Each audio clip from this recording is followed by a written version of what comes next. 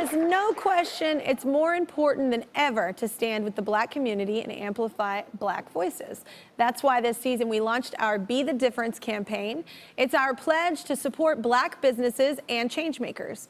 Our friends at Comcast have committed to do the same with their program RISE, which stands for Representation, Investment, Strength, and Empowerment. It's all about lifting communities up and providing tens of thousands of small Black-owned businesses with technology makeovers, creative production, TV advertising, and marketing consultations for years to come, which is actually really beneficial and helpful. So we've partnered up Comcast RISE and the Kelly Clarkson Show to help 4 business owners. They're all joining us today, and they know that they're being considered for the Comcast RISE program, but they have no idea they're actually the first ever Comcast RISE winners. This is going to be fun. I'm excited. I like surprises. Let's meet the Comcast RISE applicants right now. Please welcome from Fit Academy in Philadelphia, Osai, give it up. And then from the jewelry store, Lingua Nigra in Chicago, meet Alicia. And from Cool Creative in Miami, we have Joanne and Terrence, give it up. Plus, we have Lede from My King's Ice Cream in Denver. Give it up for Lede. It is so lovely to meet all of you. And Lede, I have to thank you most of all because you are pregnant and literally you might give birth on camera. And I'm just saying, like, you win for most dedicated today. All right. Well, Osai, I'm going to start with you. So tell us a little about Fit Academy and how you started it.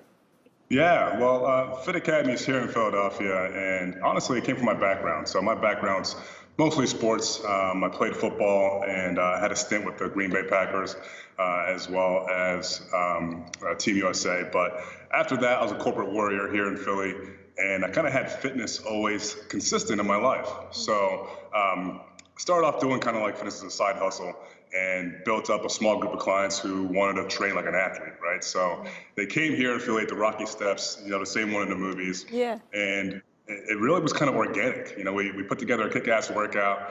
It was a ton of fun, and it blew from 8 people to 30 to 50 to 100 to 200, and the story kind of goes from there. But yeah, I mean, it's been a wild ride. We opened up a studio, the studio I'm in right now. Yeah. We really focus more on personal training, group fitness, nutrition coaching, connecting people with like-minded experiences, as well as large-scale fitness events like the one you just saw.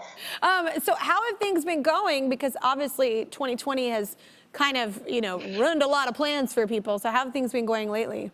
Yeah, 2020, about that. You know, it's been up and down. It's been kind of tough, honestly. You know, Yeah. COVID, we started off the year like on fire, and then everyone got smacked by COVID. But, you know, we were shut down for about 5 months. And then, honestly, it was pretty tough. You know, we saw a significant amount of revenue loss, you know, half to almost like down to a third for quite a while. And honestly, right now, being on this the finalist list, I think is really going to help. Hopefully, you know, get some more eyes on our business. And after this next shutdown is done, hopefully we can bounce back even stronger than ever. Yeah, no, I know a lot of small businesses are worried right now. All right, well, Alicia, I want to talk to you. Can you tell us about Lingua Nigra and how it got started? Hi, Kelly. Hi. I have been making jewelry since I was a kid. I love organic work, so I just made really textural things on the side while also working for really amazing jewelers, big and small. And maybe about almost 4 years ago, the Smithsonian's National Museum of African American History and Culture was about to open, and they asked me for some of my work. Wow. So I don't think anybody anticipated how busy and insane that would be, but it worked out. And ever since then, I've just been doing it full time, doing really great craft shows and then selling to really amazing retailers. Well, how has business been going since COVID? Well, it's been going. I travel about 20 times a year. I'm always on a plane in the airport doing shows, and all those shows were gone. Wow. So it was kind of a replanning because I definitely thought I was gonna make a lot of income just because the shows have been so good. But it's been a struggle. I mean, June was really good because of the Black Lives Matter movement, but since then things have kind of settled back down. Yeah, that's the fear that people will forget. That's the fear that the hype goes Yeah. away, and then it's like, Yeah. it needs to not be a fad. It needs to be a new way of thinking and buying and searching out different companies. So I agree. That's the big fear, I think, for a lot of people, is that it will die back down, and it shouldn't. So let's move on to fashion designers Joanne and Terrence. They own Cool Creative in Miami, Florida. So Joanne, tell us about Cool Creative. Hey, Kelly. Hey. So, first of all, COOL stands for Create Out of Love, and we're a clothing line where art meets fashion. And by trade, I'm a graphic designer, and Terrence is an illustrator. And we actually met and fell in love in art school. And when our daughter was 6, Terrence was trying to teach her about all the icons, like Black icons, like Nelson Mandela, MLK, and so he decided to draw them out for her.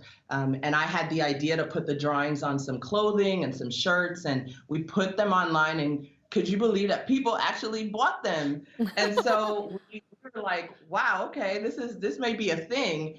And so fast forward to years later, we're about to open our first store here in Little Haiti, in the Little Haiti area of Miami. And in the space, our idea is not just to sell the clothes, but we also want to have community meetings, engage with the community, and come up with ways for them to improve their lives and even to make meaningful impact and change in the neighborhood. That's amazing.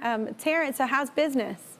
2020 has been a challenge in general, but through it all, we remain thankful. We're still here. Everybody can't say that, so we're definitely thankful that we're still operating. But once again, with COVID, it has drastically slowed down the opening of this store. We wanted to open earlier in the spring of this year, but obviously because of COVID, we could not open. So right now, it's really imperative that we get some help with some creative ways to figure out how to get exposure now to this space that one should have already been open, and really gain momentum as we launch this new endeavor of this store. But at the end of the day, we got a business built on love. So as long as I got her, I know we'll figure it out. But we're just thankful we had the opportunity. Okay, y'all are adorable. Okay.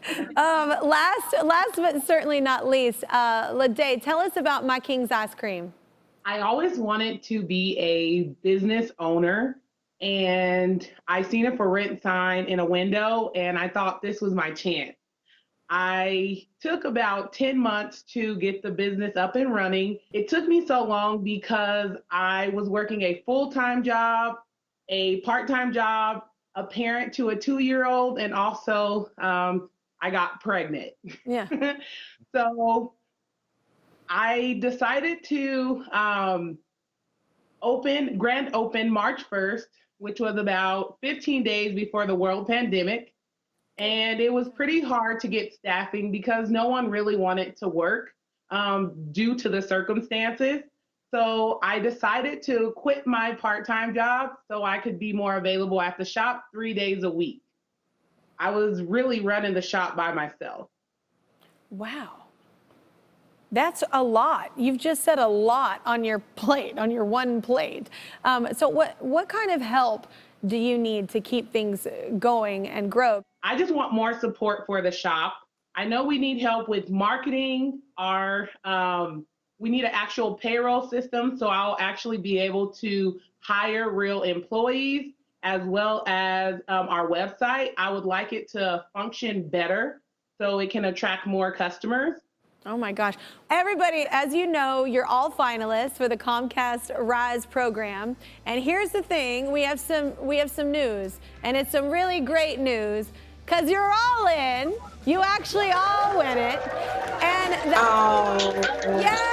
that means courtesy of Comcast, you're all getting tailored assistance to meet your business's needs. Osai, they're hooking you up with a 30-second TV commercial and help with a full-blown media strategy. And Alicia, they're going to help you grow your business with advertising and marketing consultations. Joanne and Terrence, since you've already made your own commercial, you're getting a 90-day TV advertising campaign. And Lede, they're giving you a top-to-bottom technology makeover. And I just wanted to say, too, personally, I'm going to give you each $5,000 just to help out in aiding businesses because I love y'all. And I know that it is a hard time right now, especially coming to the end of this year. Congratulations to all of you. And Osaya, personal thanks because I'm going to get on a treadmill today, I guess. But in all... But in all, Comcast Rise is awarding more than 700 Black-owned small businesses with marketing and technology resources and makeovers, and they're just getting started, everybody. So I'm excited to announce Phase 2 of Comcast Rise. Today, the program is opening eligibility to more small businesses, including those owned by Black, Indigenous, and people of color, and there's more to come in 2021. The program will expand to award financial grants to deserving small businesses hardest hit by the pandemic, which is amazing. Check out ComcastRise.com for more information, everybody.